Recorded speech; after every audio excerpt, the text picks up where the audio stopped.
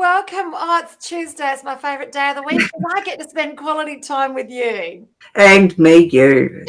I love it. And welcome back to our show. And a special thank you to our sponsors, Be Live TV and My Time TV. Welcome to the Healing Through Love show. We are a social enterprise whose vision is to shift awareness on family and domestic violence within the community and to support the survivors. Our mission is I need to stick my tooth back in. Our mission is to provide family and domestic violence survivors with a soft place to land by offering advice and services to them and their families. Thanks, Charlene. And as well as the Healing Through Love show, we hold annual Pamper Days for survivors in South Australia. Local businesses come together on that day and they pay it forward by providing their services and their resources for the day for free. And this will give our survivors a much needed day of indulgence. And each week on the Healing Through Love show, we interview experts and survivors who share their personal stories and offer advice to those who have experienced abuse, no matter where they are on their journey. Oh, thank you, Rose. And Rose is producing the show today, and this is one of Rose's special skill sets. So if you're planning to produce your own podcast, live event, or even just audio, reach out to Rose. She does an amazing job in coordinating. So she's going to pop away while I introduce our very special guest today, but Rose will be back towards the end of the day. Okay, Jas Rawlings is our special guest today. She is a best-selling author, award-nominated book coach and resilience speaker who specializes in stories that change lives, combining her life experience as a domestic violence survivor with her BA in creative writing and psychology. She has helped close to 30 writers go from idea to published in the past 4 years and has impacted hundreds and thousands of lives through global media outlets, including the ABC, New Idea, Yahoo Finance, news.com.au, and Authority Magazine. She is also the founder of Brisbane's first domestic violence memorial and an anti-human trafficking ambassador. And above all, she believes that everyone has a story and within the power to inspire and impact change. Hello, welcome, Jazzy. How are you? I'm good, thank you. Thank you so much for having me on the show today. Such a privilege and a pleasure. And, if you're open to it, we'd love to hear a little bit more about your story, if that's okay. Yeah, sure. So I have a story that's sadly very common. I share a lived experience with a lot of women and men across Australia and the world, and that I grew up in a home with family violence. So, whenever I share my story, I explain to people that for me, anxiety and depression really kicked in from the age of 10. So I was a very, very depressed and anxious young girl who didn't know how to describe what was going on in her home environment. Being the 1990s, we didn't have any education back then about domestic or family violence. So I certainly didn't have the words to describe what was going on, but I knew that I felt incredibly hopeless. And I also didn't want anybody I didn't want any of my friends to know what was going on because I felt really embarrassed, and I thought that this was something that only happened in my home and that nobody else went through this. So it was a very lonely and very difficult part of my life that we can talk about that in a bit more detail if you like, but that's kind of the gist of what I went through as a child. And so your book that you've written, your original book before you became a book coach, was that in and around your life story? Yeah, so I have a series of 3 books. It's part of a series called Reasons to Live One More Day Every Day. I started that series before I moved into actually doing book coaching and teaching people to write and share their stories. And each of those books contain 10 different stories of triumph over adversity. The large majority of the women and some of the men that I've worked with as well have that same shared lived experience that I have of growing up with family violence or being in a domestic violence relationship as well. So I've done a lot of advocacy around domestic violence for the past 10 years. Also co-founded Brisbane's first domestic violence memorial, which is a permanent space where survivors and their families can go and, just sit by this beautiful waterfall in this garden and honour their loved one, or honour those who've been lost to domestic violence. And then, as you were saying, I also work with a lot of domestic violence survivors as well as a book coach.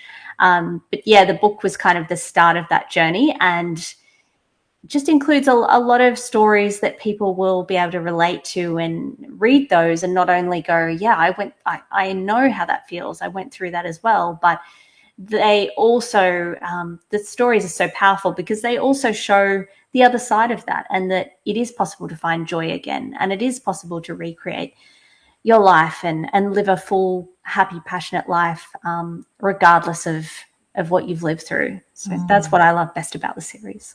It is. It's so true. Like, sharing the power of the story in itself is educational, so that others can see, and that it's not just them. And it's how we heal as well. Did you find it a cathartic process, the writing of the book? Yeah, I'd sort of shared a bit of my story before that in a co-authored book, and I found that to be really cathartic. For me, I guess the Reasons to Live series was more about giving a voice to other people. I do share my experiences in the book as well, and that has been really powerful for me to step forward and share in that way. But most of the book is me giving a platform to other survivors to share their stories. And that's a really beautiful thing, to be in that position where I've worked through that trauma and come out the other side, that I have, had the strength to do that for other people and to help them put some really sort of difficult memories, but also moments of resilience and strength onto paper to inspire someone else on their journey. And that's what you speak about too. You're a resilience speaker, is that right? Yeah, resilience, mental health, domestic violence, they all sort of tie in together. But that's right. Yeah, I do speak on resilience and empowerment and mental health as well.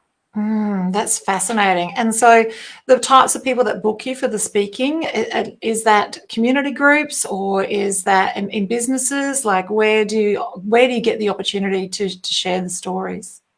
It's pretty broad. I think when I first started off, it was more sort of small community events, suicide prevention events and things like that. But I've spoken at large mental health conferences. I've spoken at small little community events in Aboriginal communities. I've been doing some corporate gigs as well. So, I mean, there's such a need at the moment, regardless of what sector you work in, or whether it's not-for-profit or corporate or community. There's just such a need for people to hear stories of hope, and then to also learn tools for resilience as well. So there's not really any one kind of type of place that books me. It's pretty diverse. That's fantastic. So what's next for you in writing a book? Will you move forward and publish for yourself, or will you actually do more of the collective books? Yeah, so I'm working on my own memoir at the moment, my own sort of personal development book, which will hopefully come out next year. But aside from that, in my work as a book coach, I'm just all about serving other authors and helping them to share their stories with the world and have those incredible moments that I've had through writing and publishing my book. That's fantastic. Oh, it's great. So I understand that you've got a special offer today for our listeners. Yeah, so I've got a special offer, which is free access to my masterclass, Write, Publish, Market Your Dream Book Like a Pro, which, has just been a wildly popular event when I've run it, in the past. But listeners can get free access to that. So it's a really great place to start if you, like most people in the world, have a dream of sharing a story and writing a book, but you want to get an idea of where you actually need to start, what that all looks like, and learning a bit more about the writing and the publishing and the marketing side of things, which is, pretty new to a lot of people. So that's a really great place to start. That's fantastic. And thank you so much for making that available for free for the listeners.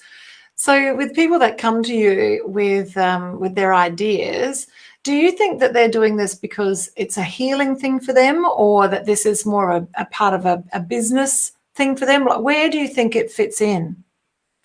It's definitely a bit of both. I mean, what I loved most about when I was doing the Reasons to Live books was that was kind of my opportunity to really serve and support those people who did want to leave a legacy, but they didn't necessarily want to share their story to grow their business. It was really just to create awareness and make sure that others didn't go down the same paths they did, helping people understand the red flags of violent relationships, and that violence is not just physical, it can be spiritual, financial. We've got gaslighting and narcissistic abuse as well. And so that was sort of, this platform that I had to help those that really wanted to leave a legacy. But I'd say the majority of the people that I work with now are those really mission and purpose-driven entrepreneurial women that have that backstory of going through domestic violence or abuse. But it's part of a bigger plan. They want to grow their business and leave a legacy and inspire as well. So, and I think for a lot of people that want to write a book, and this might be interesting to your audience, this is what sort of seems to trip people up. I mean, everybody has this bucket list item of wanting to write a book. A lot of people don't understand the work that goes into writing a book. So they'll go, yeah, I think I could write an amazing book. I have an amazing story. And they'll talk about it a lot. But then when they sit down to do it, they realize that it is actually a big undertaking. And so if you're not really clear on why you're putting this book out and what you want to achieve with it, what doors you want to open with this book, then it's really easy to get sidetracked. And, for some people, I say I encourage you to journal. I encourage you to write your story or blog. But unless you're really clear on why you're writing this book and what opportunities you want to get out of it, then it's, may not be the best path. But yeah, for a lot of people, they really want to combine the business side of what they're doing with the lived experience side, so they can leave a legacy and grow that mission-driven business at the same time. Yeah, that's so true. So then how far along the journey are most of the people that come to work with you? Are they already got some runs on the board, already got clients, and then they're going back to write the book? Or like, where does that happen in the sequence of events for them? People are everywhere in the journey. There's no kind of one size fits all for where people are. A lot of people have made a start, but then they find that they're stuck, which is pretty common. They don't know where to go from there. They haven't set their book up properly. It's not structured correctly. They don't know who their target audience is. So therefore the wheels kind of fall off and they get stuck in this cycle of overwhelm or procrastination. And some people are brand new to the journey. They've had this dream for maybe 10 years, but they haven't known where to start. That's the most typical question is, I don't know where to start. So it's different for everyone. I've worked with some writers who've already got, 20 to 40,000 words done, but they're stuck and they need help. And then I've worked with brand new writers as well. So what would you say the number one tip is for people who are looking to write a book? What would you say is your hot tip for that? Oh, that's a great question. I just actually wrote about this in an article for Business Insider, and I was saying accountability is key. Whether you work with a book coach or not, accountability is really the number one thing that you need if you're going to actually finish the book and publish it. So whether it is working with a book coach, someone like myself, or a ghostwriter, or whether you join a writers group online so that you've got some other people who can hold you accountable, ask you how your writing's going. You can swap tips, get on a Zoom, writing session together. Whatever it is, you've got to have that accountability. It's exactly the same for anyone that has any goal. If you have a certain fitness goal, you can only get so far by yourself. But if you work with a PT, you'll go a lot further, a lot faster. It's the same with business. It's the same with writing a book. So accountability, I recommend that you get some things in place to make sure you have accountability. Otherwise, it's highly likely that you will get stuck and swamped by procrastination and overwhelm and life and all the things that come up, and that book will just kind of get sidelined and become a dream once again. So accountability. I love it. So accountability. So when people are looking at timelines for writing a book, do you give them a suggested length of time that it could take depending on the number of words that they're producing? I have a 90-day program that works pretty well with getting people to their first, 30 to 40,000 words. But in terms of writing a whole book, firstly, it depends on how long they want the book to be. If it's more just because they want to leave a legacy, they want to get their story out, it might be a shorter book. I mean, my very first book that opened the doors for me to documentaries, podcasts, my business, it was only a 20,000 word book. My third book was 60,000 words. They both took about as long to write, but in terms of a timeline, I really highly encourage people to focus on quality as opposed to how fast they're doing it. So I had a writer that I worked with for 6 months and we finished her book.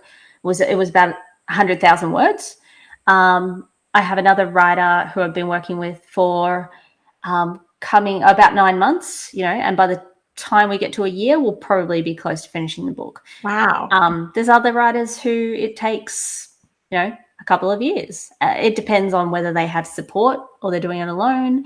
It depends on how long it is, and it depends on lots of factors like how mentally strong they are, how resilient they are, if they need a break from the writing, how much they've got going on in their lives. So I just encourage people to focus on the quality of the book and just keep momentum as opposed to thinking, I've got to have this done in 3 months, or I've got to have it done in 6 months, or whatever it might be.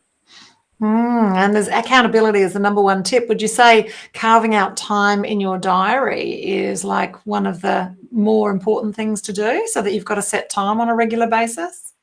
Yeah, I do encourage writers to actually schedule it in their diary the way that they would for a doctor's appointment or a gym session, so that it's there. But then even with that, if you don't have accountability, then, how many times do you put something in your diary and go, oh yeah, I'll do that. And then it just, you don't do it, and it just goes on and on. So you've got to schedule the time and you've got to make that commitment. But if you're not accountable to yourself, or you don't have someone else holding you accountable, then, as I said, the wheels can kind of fall off. So those things have to go together, the accountability and also the commitment as well. That's fantastic. So, with everyone wanting to write a book, because I haven't spoken to anyone who hasn't said that they would want to write a book. It's like the thing to talk about when you're at the dinner table, going out for dinner. So everyone wants to write a book. Would you say one of the very most important things is to get really clear on the avatar, like before they move forward? Oh, absolutely. So in my one-on-one coaching, as well as my writing course, I have the framework that I've used for my books and for my one-on-one clients. And that really focuses on making sure that they know who their demographic and their target audience are. Because if you don't know that, then you're really just writing the book for yourself. And if you're just writing the book for yourself, then it's either unlikely to be successful or as successful as you want it to be. Or, as I was saying earlier, you can get stuck in that overwhelm and procrastination because you're only seeing things through your perspective. So then it becomes hard to know where to take it, where to go with it. If it's hitting the right tone or message, you really need to know who you're speaking to or who you're writing for, so that you can make sure that it's actually connecting with that ideal reader or customer. And you mentioned early in on the conversation that you were a part author in a book, and that was the cathartic part of you moving through the process. Is that why you've now created other opportunities for people to lean in and share their stories in a collaborative? Maybe. I don't think necessarily so, because I'd always been, I'd been volunteering as a writer for different charities and, helping people write their stories before that. So I don't think it was really that. I think it was just that I wanted to help other people to find their voice, and I, wanted to help other people discover how to be proud of their story and how to use that to actually empower someone else. And coming back to my story of domestic violence, my dad took his life when I was 18. And that was incredibly hard for me. And I lived because also of how abusive he was to our family. So there was a lot of shame there for me and a lot of guilt. And I lived with that shame around what I'd been through, and also his suicide as well for a long time, for many, many years.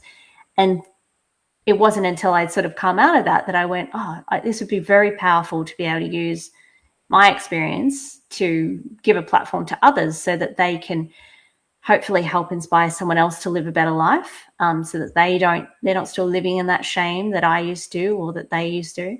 So I think it was just born out of that desire to help others not to go through the same things that I had been through. And it's really just about using the power of storytelling as a vehicle for trauma recovery and to move through shame as well. So is there some tools and techniques that you discovered going through your process to move through the shame and the blame that you share in your original book? Yeah, in all three books. All three books have resources on mental health and resilience, but volume number 3 in particular, which came out in May of this year, which is third and final volume in Reasons to Live. People can probably just see it there. Oh, yes. It has an entire section at the back on resources and interviews with other experts and change makers around moving through shame, building resilience, things like that. But for me, I think one of the main things that's helped me, which I always share in podcasts or in interviews, is about the power of writing. So whether you are, I really encourage people to spend some time journaling every week, and to spend, 5 minutes each day doing some gratitude journaling. There's a lot of people out there who may not see themselves as writers, but the great thing about journaling or gratitude journaling is that you don't need to be an expert to do it. You can even do it in your head if you really want to, but I encourage you to do it on paper, because that action actually, it is, I call it like it's a brain dump, but it actually it moves that information out of your head onto the paper, and it shifts those emotions or those grudges or those feelings of depression, frustration out of your mind, gets it all out there, literally into another space, so that you can de-stress, calm down, move through some of those feelings of whether it's feelings of frustration or feeling quite low. But I encourage people to spend, as I said, just 5 minutes every day. You could do it at the start of the day or just before bed. I like to do it just before bed. I'll just write down 5 things that I'm grateful for. And then I will also write underneath that anything that's stressing me out, anything that's been really frustrating. And I'll also write down what I can do about that.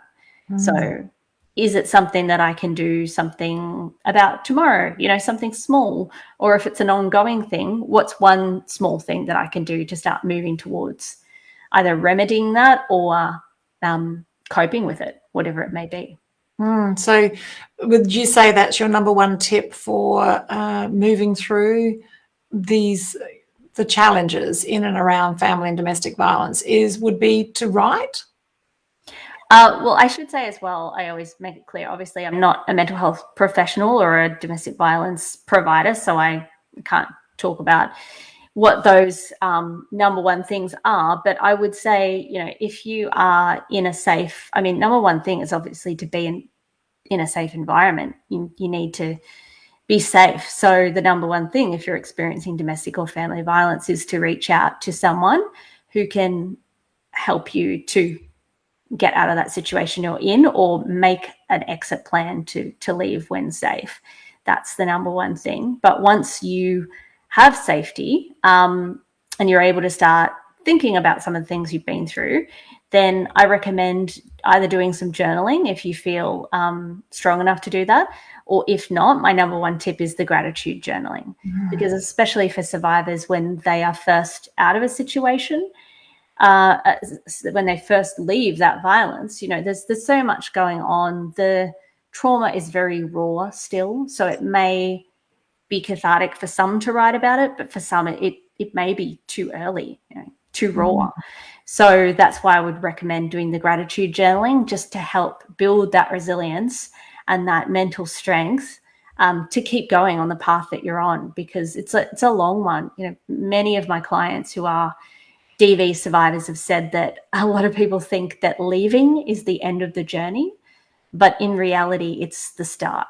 The start it's the start of a brand new chapter. So there's so much going on for you, and gratitude journaling is just one quick thing that you can do every day that's very powerful for strengthening your resilience so that you can keep on the path that you're on towards safety and recovery. I love it. I love it.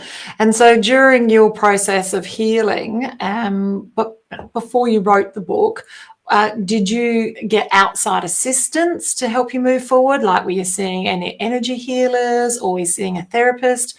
Like, did you get any outside help?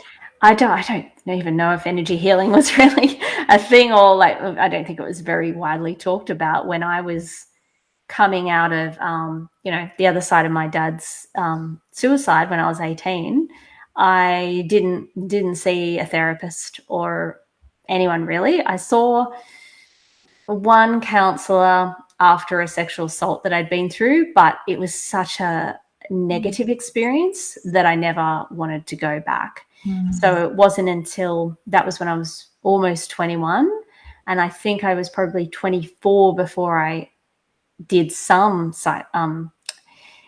psychologist for a couple of sessions. Unfortunately, she left about midway through my 10 sessions. So then I was like, that's it, I'm out. I'm done. The trust is broken. And I just didn't have the emotional strength to go, and I didn't have the energy to look for someone again, because after about 5 or 6 sessions, I'd only just begun to talk to her and stop sitting there in silence, clenching my hands the whole time. Absolutely. For these and so many other reasons, it's important for us to share our stories. Absolutely correct, Jazz. And I love the fact that you've made it available for our listeners to hear the book coaching session, which is one of your most popular offerings. And that's obviously a segue into working with you moving forward. So that's exciting. And I see on your horizon book coaching courses and a whole bunch of other really fascinating things and summits. And it's just the beginning for you. I'm very excited to be stalking you and following you on your journey. And I'd love to say thank you so much for coming with us here today and sharing. It's just beautiful. And I'm looking forward to learning more about you. Thank you. I appreciate that. And if there are any listeners out there who are ready to start exploring their story and they feel that they've done enough healing to do that, you're welcome to reach out to me through jazzrawlinson.com/book coaching if you want to talk about working together privately. Or I do also have a digital course if you're more in that sort of space where it's more for your cathartic journey and to leave a legacy. I recommend that you jump on my website and check out the writing course that I have as well. Excellent. Thank you so much, Jazzy. Thank you for joining us today. And right back with us will be Rose, as she's going to jump on, and we're just going to give you an update. Hi, Rose. We've just got a minute. And Tasmania is going to be launching its very first men's program this year, and that should be the middle of the year. Is that right? I'm hoping so. It's a slow process. Just still looking for a suitable accommodation, but moving forward with positivity. Well, that's what we love to see. And equally in Adelaide, we're moving forward to find a location. We're still looking. We haven't found the perfect location. So we have some special requirements, and obviously $0 is one of them because this is a service that we do for the community. So we're still in process with that. But as soon as we know, you'll be the first to know because you're on our email list. And if you're not, make sure you do jump on our email list so that we can get that information to you. We're not taking a break this year. We are working every Tuesday because we've got so many souls that we want to assist and share their story here on He Live TV and My Time TV and the Healing Through Love show. That's all from me today, Rose. And me. You have a great week, and we'll see you next Tuesday. See you next Tuesday for lunch. Bye for now. But